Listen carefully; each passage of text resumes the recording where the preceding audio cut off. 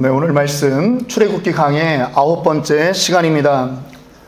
4일을 사는 사람들이라고 하는 제목으로 말씀을 전합니다. 4일입니다. 하루 이틀 사흘 나흘, 사흘을 4일을 사는 사람들이라고 하는 제목으로 말씀을 나누겠습니다. 우리가 계속 출애굽기를 지금 강해해 오고 있습니다. 이스라엘 백성들이 종되었던 땅, 노예되었던 땅에서 해방되는 것을 말씀하고 있는 그러한 성경입니다. 하나님의 구원 역사가 어떻게 진행되는지, 하나님께서 어떠한 분이신지 이 출애굽기는 우리에게 잘 보여주고 있습니다. 이미 9가지의 재앙이 그들 땅에 임했습니다. 이미 애굽은 초토화되었습니다. 그런데도 바로의 마음이 아직 변하지 않는 것입니다. 여러분, 참 사람의 마음이 변할 것 같이 그렇게 변할 것 같은데도 어떤 때는 정말 안 변하는 그런 사람들이 있지 않습니까? 재앙을 보고도 마음을 돌이키지 않는다라고 하는 것입니다.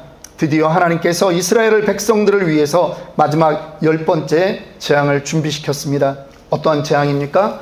애굽 땅에 처음 태어난 모든 것들이 죽는 것입니다.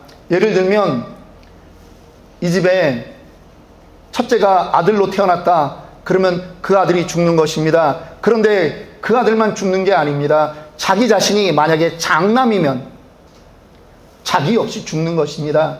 그런데 사람만 죽는 게 아니죠. 짐승들도 마찬가지입니다. 첫 번째 낳았던 모든 것, 초태생은 다 죽습니다. 나쁜 하나님입니까? 무서운 하나님입니까? 몇 주 전에도 저는 그 말씀을 전하면서 아니라고 말씀드렸습니다. 하나님의 그 아버지 되심이라고 하는 거죠. 이 백성은 나의 백성이다라고 하는 것입니다. 내 백성을 회복시키기 위해서 하나님은 그 어떤 것도 감수할 수 있다라고 하는 것입니다. 자녀를 키워보는 사람들은 다 압니다. 자식을 위해서 부모는 최선을 다하는 것입니다. 하나님의 마음이 그것입니다. 오늘 그 하나님이 10번째 재앙, 초태생의 죽음을 하나님이 징벌하시는 것입니다. 애굽은 사실은 끝장이 났다고 보아도 되는 것이죠. 그런데 그 순간이 바로 이스라엘 백성들에게는 새로운 역사의 시작이라고 하는 것입니다. 지난주에 우리는 재앙인가 은혜인가 라고 하는 제목으로 말씀을 전했습니다. 재앙이 우리에게 다가올 수 있습니다. 내 관점에서 어렵고 힘든 일이 있을 수 있습니다. 그러나 그것을 하나님이 하시는 일로 받아들인다면, 그렇게 돌이킬 수만 있다면 그것은 재앙이 아니라 은혜라고 말씀드렸습니다. 하나님이 이날에 하시는 일들을 통해서 오늘 저와 여러분들에게 어떠한 메시지가 있는가 함께 아멘으로 화답하면서 오늘 10번째 재앙 살펴보도록 하겠습니다. 아멘. 네. 오늘 하나님은 그 모세와 아론을 불러서 명령합니다. 그런데 이 달 열흘째부터 이제 시작을 하는데, 너희들이 이 달을 새로운 첫 번째 달로 그렇게 될 것이다 하는 것입니다. 여호와께서 애굽 땅에서 모세와 아론에게 일러 말씀하시되, 2절 봅니다. 이 달을 너희에게 달의 시작 곧 해의 첫 달이 되게 하고, 하나님이 이전과 이후를 완전히 구별하시겠다라고 말합니다. 여러분, 우리는 올해가 몇 년입니까? 2023년입니다. 태양력을 쓰기 시작하면서 2023년이라고 하는 그 숫자는 무엇을 기준으로 시작되었죠?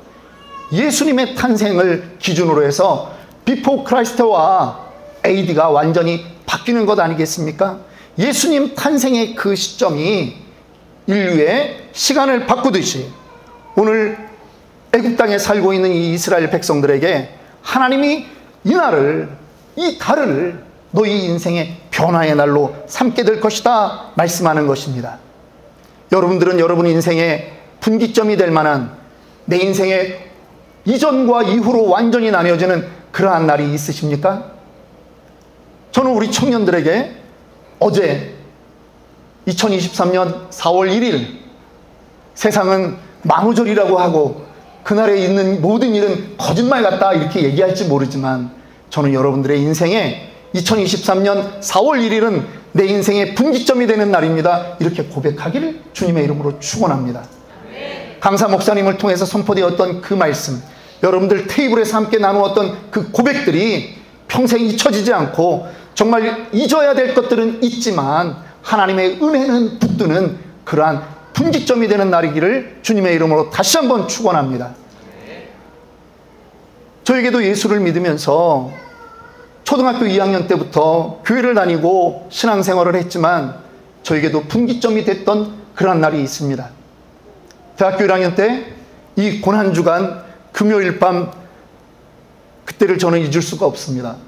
하나님의 그 은혜를 제가 누렸던 날이고 하나님 앞에 저의 모든 죄악을 고백했던 날입니다. 그 다음날 제가 눈을 뜨고 밖을 나갔는데 세상이 완전히 변한 것입니다. 몇 달을 저는 학교를 다니면서 발을 땅에 딛고 살지 않는 것처럼 그러한 기쁨의 시간을 누릴 수 있었습니다. 구원의 감격이 있었고 그날 이후로 저의 이전의 삶과 이후의 삶은 완전히 달라졌습니다. 우리에게는 생일이라고 하는 것이 있습니다. 이 땅을 태어난 사람은 생일이 다 있죠. 그런데 여러분, 물리적인 그 생물학적으로 태어난 그날보다 더 중요한 날이 어떤 날인지 아십니까? 우리 예수 믿는 사람에게는 하나님을 만난 그날이라고 하는 것입니다. 저는 여러분들이 그날을 기억하길 원합니다. 그렇다고 해서 구원파처럼 당신 몇 월 며칠 날 구원받았어? 제가 그렇게 묻는 것이 아닙니다. 어느 순간부터 내 입에서 예수를 구주로 고백하는 그러한 일들이 일어나는 그때를 기억하라고 하는 것입니다. 예수로 나의 구주 삼고 성령과 피로써 거듭나니 이 세상에서 내 영혼이 하늘의 영광을 누리는 그러한 체험이, 그 감격이 어느 시점부터 나에게 있었다라고 하는 것을 여러분 잊지 않기를 원합니다. 세상은 우리에게서 그것을 빼앗아가려고 해요. 야, 바쁘지 않냐? 힘들지 않냐? 먹고 살기도 힘든데 그런 걸 기억할 틈이 어디 있냐라고 말하죠. 그런데 아니라는 거예요.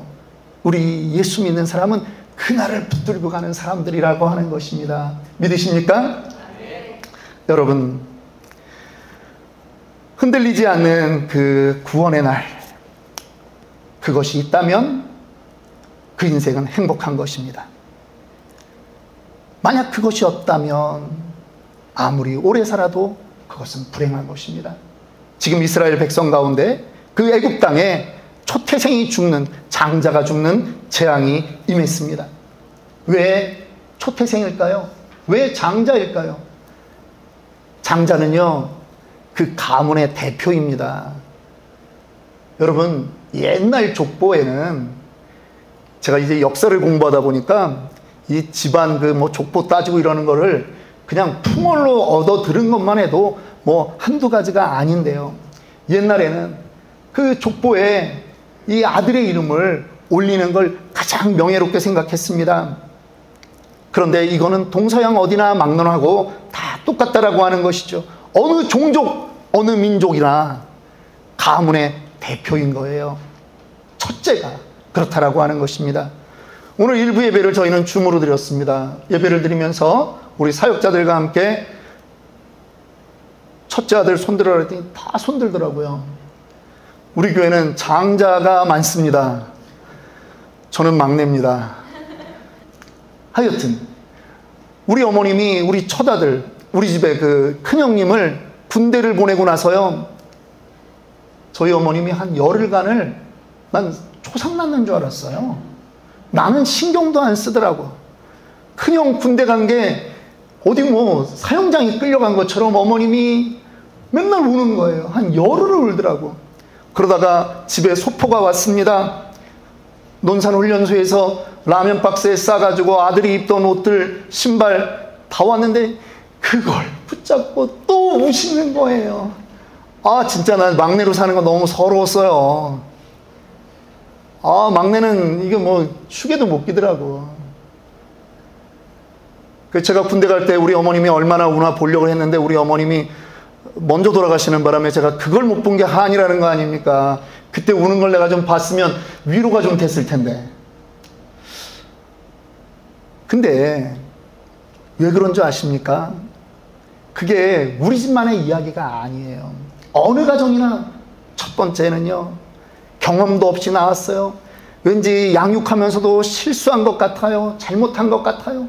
그러니까 마음은 더 가는 거예요. 그런데 가문상 이 첫째는 무조건 집안의 대표라고 하는 것입니다. 유산을 나눠줄 때도 처자들에게는 두 몫을 나눠줍니다. 짐승도요, 똑같은 원리입니다.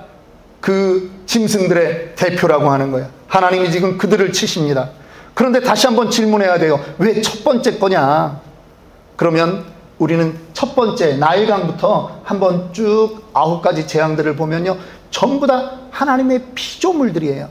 나일강, 개구리, 이, 파리, 뭐 이런 것들인데, 그 피조물을 사람들은 무엇으로 바꿨죠? 썩어지지 아니할 하나님의 영광을 썩어질 그 버러지와 짐승들의 형상으로 바꾸었다라고 하는 것 아닙니까? 우상이 돼버리는 거예요.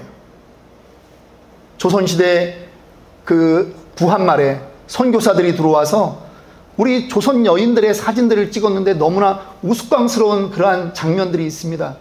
아프리카 사람들처럼 그렇게 옷을 다 벗지는 않았지만 옷 벗은 모습들이 있다는 거예요. 지금 나오는 장면을 여러분들은 의아해 하실 수 있습니다. 가슴들을 내놓고 있는 것입니다. 저고리가 더 길게 내려도 되는데 저고리가 여인들의 젖가슴을 다 내놓고 있는 것입니다. 다른 사진도 한 장 더 있는데 이거는 자세를 제대로 갖추고 앉아서 찍은 여인인데도 이렇게 찍었어요. 그런데 조선시대에 왜 이 여인들은 이런 옷을 입고 이렇게 사진을 찍었는 줄 아십니까? 아들 낳은 여인들만 젖가슴을 내놓을 수 있었다라고 하는 것입니다. 그냥 없는 화면으로 그냥 보내주세요. 너무 어디에 집중할 것 같아서 내가 좀 말씀을 계속 이어나가야 되는데 다 머릿속이 딴 데로 가 있는 것 같아서 여러분 많이 못 배웠어도요, 그 시대에 사람들은 자기가 아들을 낳았으면 자랑을 하고 다니는 거예요. 그런데 여러분 한 번 더 얘기해 봅시다. 아들을 낳던 딸을 낳던 자기의 능력입니까? 가려서 낳을 수 있었습니까? 그런 것 아닌데 자기 속에 자랑이 올라오는 거예요. 우상이 돼버리는 거예요. 저는 이것이 그저 눈에 보이는 그러한 것을 뛰어넘어서 애굽 사람들의 가치관이라고 보는 거죠. 사람들이요, 가치관은 정말 변하기 어렵습니다.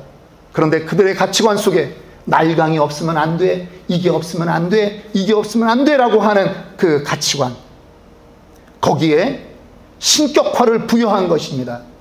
성경은 그것을 무엇이라고 말합니까? 우상이라고 말하는 거예요. 한번 여러분 생각해 보시지 않겠습니까? 여러분들 마음 가운데, 여러분들 생각 가운데 하나님이 싫어하는 가치관은 무엇이냐라고 하는 거죠. 우리는 거기에 절하지 않습니다. 그러나 여러분이 그런 가치관을 버리지 않는다면 하나님 앞에서 그거는 우상일 수밖에 없다라고 하는 것입니다. 예수님이 마태복음 16장 24절에 이렇게 말씀하십니다. 제자들에게 이르시되 누구든지 나를 따라오려거든 자기를 부인하고 자기 십자가를 지고 나를 따를 것이라. 나의 생각과 나의 모든 관념을 가지고 가라는 게 아니라는 겁니다. 하나님 앞에 돌아보셔야 된다라고 하는 것입니다. 아직도 나는 내 방식으로 가고 있지 않는가 하는 것입니다. 하나님 우리에게 완전한 믿음을 요구합니다. 신앙생활은요, 무엇을 이루었느냐가 신앙생활의 핵심이 아니라 오히려 무엇을 내려놓았느냐가 우리 신앙생활의 핵심이 되어야 된다라고 하는 것입니다. 사람은요, 자꾸 내가 과거에 어땠는데, 나에게 뭐가 있었는데, 이미 다 사라진 그 금송아지들 너무나 많잖아요. 과거에 우리 집이 어떠했는데, 아직도 그거를 붙들고 있다라고 하는 것입니다. 신앙은 그게 아니에요. 버리는 거예요. 버리는 거예요. 내려놓는 것이 신앙입니다. 우리 믿음의 선배들은 다들 그렇게 살았습니다. 요즘 새벽 기도회 때 이제 사도행전을 강의하고 있습니다. 믿음의 선배들이 어떻게 살았는지를 보고 있는 것입니다. 그 어느 누구도 나의 과거가 찬란했다고 어깨에 힘주는 사람 없다는 것이죠. 지금 하나님이 누구를 치느냐, 왜 초태생을 치고 왜 장자를 치느냐, 그들의 가치관을 치는 것이에요. 그들의 가치관을 수정하는 것이라는 겁니다. 오늘 저와 여러분들에게도 이러한 도전이 있기를 원합니다. 이 재앙 가운데 과연 피할 수 있는 길은 없습니까? 하나님이 이러한 재앙 가운데도 하나님이 그 백성들에게 피할 길을 주셨습니다. 제가 참 좋아하는 성경 구절인데요. 한번 찾아서 읽어보도록 하겠습니다. 우리 고린도전서 10장 13절입니다. 고린도전서 10장 13절 성경을 가지신 분들은 한번 찾아서 읽어보시면 좋겠습니다. 고린도전서 10장 13절 말씀 우리 한 목소리로 읽겠습니다. 사람이 감당할 시험 밖에는 너희가 당한 것이 없나니 오직 하나님은 미쁘사 너희가 감당하지 못할 시험당함을 허락하지 아니하시고 시험당할 즈음에 또한 피할 길을 내사 너희로 능히 감당하게 하시느니라. 아멘입니까? 하나님은 이런 분이세요. 하나님은요, 재앙 속에서도 사랑을 주시는 분이에요. 10번째 장자의 재앙은 이스라엘 백성이나 애굽 백성이나 동일하게 임한 재앙이라고 하는 것입니다. 그런데 하나님은 그들에게 피할 길을 주셨습니다. 그것이 오늘 우리가 읽었던 오늘 성경 본문의 유월절 사건인 것입니다. 오늘 우리가 읽었던 출애굽기 12장 3절부터 10절까지는 유월절을 어떻게 지내야 되는지를 구체적으로 자세히 말하고 있습니다. 각 가정마다 무엇을 준비하라고 하죠? 어린 양을 준비하라고 합니다. 1년 된 것입니다. 양은 1년 되었을 때가 가장 이쁘답니다. 살도 가장 토실토실 쪘고요. 그런데 그뿐 아닙니다. 이 양을 며칠간을 데리고 있어야 됩니까? 지금 하나님이 모세와 아론에게 열흘에 알려준 거예요. 10일 날. 그런데 이거를 잡는 날은 언제예요? 4일 뒤라는 거예요. 4일 뒤에 양을 잡아서 그 피를 문설주와 임방에 바르라고 하는 것입니다. 그리고 누룩 없는 빵을 먹습니다. 쓴 나물을 먹습니다. 여러분, 이 나흘의 시간, 이 4일의 시간을 우리는 눈여겨보아야 된다라고 하는 것입니다. 첫 번째 재앙부터 지금 9번째 재앙까지는 하나님이 어떤 말미를 두고 하시는 일이 아니에요.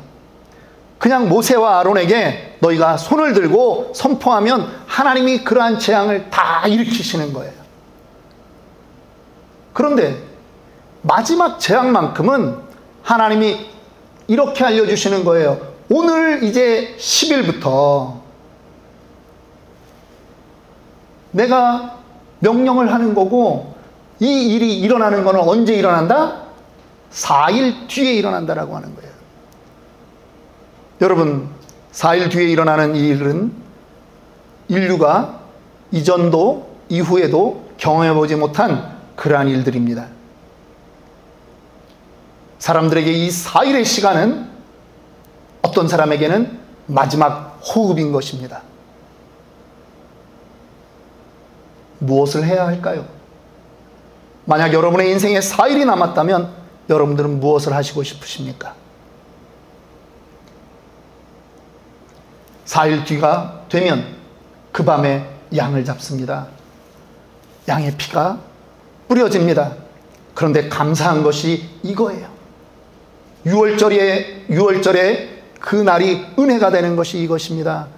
죽음의 사자가 그 밤에 그 지역을 다닐 때 양의 피가 묻어 있다면 그 집안에 사기꾼이 살고 있든 그 집안에 아주 도덕적으로 문제가 많은 사람이 살고 있든, 그 집안에 살고 있는 사람이 많이 배웠든 못 배웠든, 재산이 많든 적든 상관없이, 심지어 그 집안에 살고 있는 사람이 믿음이 아주 좋은지 아니면 피만 바를 정도의 작은 믿음이든지 상관없이 하나님은 그 집을 건너간다라고 하는 것입니다. 믿으십니까? 네. 반대로 이스라엘 사람일지라도 아니 양의 피를 바른다고 뭐가 되겠어? 라고 비웃는 사람, 하나님이 하시는 일에 대해서 조롱하는 사람, 그래서 바르거나 말거나 그러한 마음으로 있는 사람에게는 돌이킬 수 없는 재앙이 임하는 것입니다. 애굽 사람일지라도 이스라엘의 하나님을 두려워하고 그 하나님의 명령대로 양의 피를 바르기만 하면 그 사람의 종족과 신분과 상관없이 살아나는 역사가 있다라고 하는 것입니다. 여러분, 이것이 어린 양의 피입니다. 이것이 유월절입니다. 넘어가는 것입니다. 넘을 유, 넘을 월자, 패스오버라고 하는 거예요. 모두에게 주어지는 나흘의 시간입니다. 4일의 시간입니다. 우리는 그 시간에 무엇을 붙들어야 합니까? 우리는 그 시간에 예수의 이름, 어린 양의 피를 의지해야 되는 것이죠. 어린 양을 데려다 놓고 4일을 오고 가면서 바라봅니다. 이 어린 양이 나의 죄를 대신할 것이다 라고 하는 것을 우리는 확인하는 것입니다. 그런데 나만 확인하는 것이 아니라 온 집안이 확인하고 이 일들을 모든 사람이 이 어린 양을 의지하게끔 만들어야 된다라고 하는 것이 4일 시간의 의미라고 하는 것이죠. 왜? 사도행전 4장 12절은 우리에게 분명히 선언합니다. 따라 읽습니다. 다른 이로서는 구원을 받을 수 없나니 천하 사람 중에 구원을 받을 만한 다른 이름을 우리에게 주신 일이 없음이라 하였더라.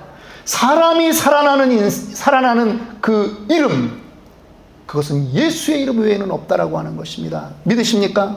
네. 하나님이 다른 어떤 거로도 구원 얻을 이름이 없는데 예수의 이름으로만 주신 거예요. 예수의 이름만 믿으면 구원받게 되는 것입니다. 그런데 이것이 영원히 기회가 있는 게 아니에요.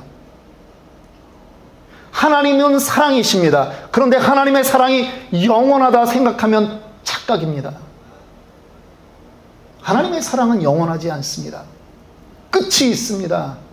그 끝은 심판입니다. 4일 남은 것입니다.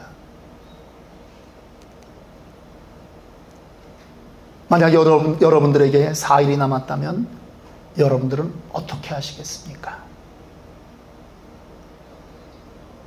이 땅을 우리는 영원히 살 것처럼 생각하면 안 되는 것이죠. 우리는 이 땅을 우리는 4일을 사는 인생으로 생각하고 살아야 된다라고 하는 것입니다. 하나님이 그들에게 말씀합니다. 11절, 너희는 그것을 이렇게 먹을지니 허리에 띠를 띠고 발에 신을 신고 손에 지팡이를 잡고 급히 먹으라. 이것이 여호와의 유월절이니라. 이제 그 죄악된 땅, 종되었던 땅, 노예로 살던 땅에서 이제 떠나야 됩니다.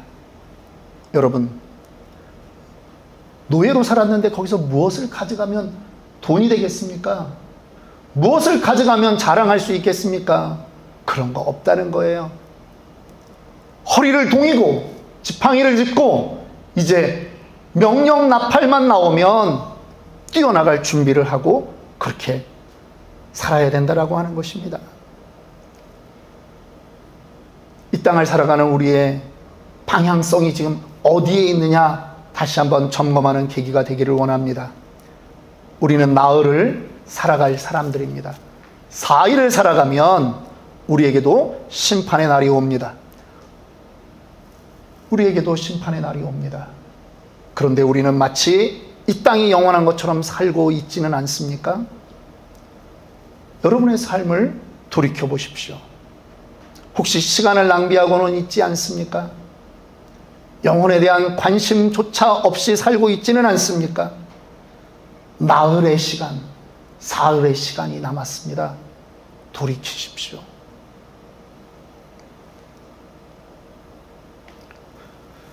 (1986년도 4월 26일은) 토요일이었습니다. 옛 소련의 영토였던 지금 우크라이나 땅 체르노빌이라고 하는 곳에 원자로 하나가 폭발했습니다. 소련 정부가 이 사실을 극비에 붙이다 보니까 다음 날도, 그 다음 날까지도 주민들이 봉쇄되지 않는 바람에 인근 100km 정도가 다 방사능에 오염되었습니다. 피폭되었다라고 하죠. 그런데 보도에 의하면 저때 이 바람을 타고 방사능 물질이 전 유럽으로 퍼질 수 있는 그러한 위기 상황이었다라고 하는 그러한 기록을 보았습니다. 바람이 불면 저 안에서 계속 올라오는 그 방사능이 온 유럽으로 떠돌아다니게 되는 것입니다. 노출되고 피폭된 사람은 장애인으로 대를 이어갈지도 모릅니다. 그런데 30여 명의 헬기 조종사들이 죽음을 무릅쓰고 납과 수백 톤의 모래들을 가지고 계속 저곳에 붓기 시작하는 것입니다. 그들은 자신들이 이미 방사능에 노출된 것을 다 알고 있습니다. 그런데 자기들조차 이 일을 안 하면 저기서 계속 올라오는 방사능 때문에 더 많은 사람이 죽게 된다라고 하는 것, 그 사실 때문에 그들은 자기가 죽기를 각오하고 방사능 물질의 유출을 막는 그 납과 모래를 계속 날라서 거기다가 쌓는 그러한 일들을 했습니다. 그 덕분에 바람을 타고 방사능이 전 유럽에 퍼지는 그 오염을 막을 수 있었습니다. 비록 조종사들에게 훈장이 수여되었지만 이미 그들은 방사능에 다 노출되었고 일부는 며칠이 지나지 않아 사망한 그러한 경우도 있었습니다. 후유증으로 10년을 못 가서 그 30여 명은 다 죽었다고 합니다. 2000년 전 온 인류를 위해서 예수님이 희생하셨습니다. 하나님께서 죄를 알지도 못하는 예수 그리스도를 우리 대신 죽이셨던 사건입니다. 그분이 죄로 망가진 세상에 자신을 의도적으로 노출시킨 것입니다. 죄에 피폭된 것입니다. 그리고 오히려 자신의 생명을 주셔서 우리로 하여금 하나님과 화평을 누리도록 그렇게 하셨던 것입니다. 십자가 사건은 바로 하나님의 구원의 그 이야기인 것입니다. 그런데 그 예표가 있습니다. 오늘 우리가 배웠던 이 유월절 어린 양의 죽음이라고 하는 것입니다. 어린 양의 죽음이 약 1500년을 지나서 골고다 언덕에 예수의 십자가로 실제로 그렇게 일어나게 된 것입니다. 우리는 성경을 통해서 복음을 들었습니다. 우리는 하나님의 은혜로 이 복음을 믿습니다. 우리에게 나흘의 시간이 주어졌습니다. 인생 오래 사는 것 같지만 결국 따지고 보면 나흘의 시간이라고 하는 것이죠. 복음을 전하며 이 땅의 영혼을 위해서 기도를 해야 되는 그러한 시간인 것입니다. 우리는 이제 한 주간 고난주간을 우리는 맞이합니다. 해마다 오는 고난주간이라고 그렇게 맞이하시겠습니까? 올해만큼은 나에게 주신 그 하나님의 은혜를 생각하며 예수의 고난에 동참하는 그러한 한 주가 되기를 원합니다. 이 땅에서 누릴 우리의 오락을 금하고 우리의 자랑을 금하고 예수의 죽음에만 집중하기를 원합니다. 나 대신 죽은 그 어린 양, 그 예수, 그분 때문에 새로운 인생을 살게 되는 그 우리에게 감격의 시간이 이번 한 주가 되기를 주님의 이름으로 축원합니다. 기도하겠습니다.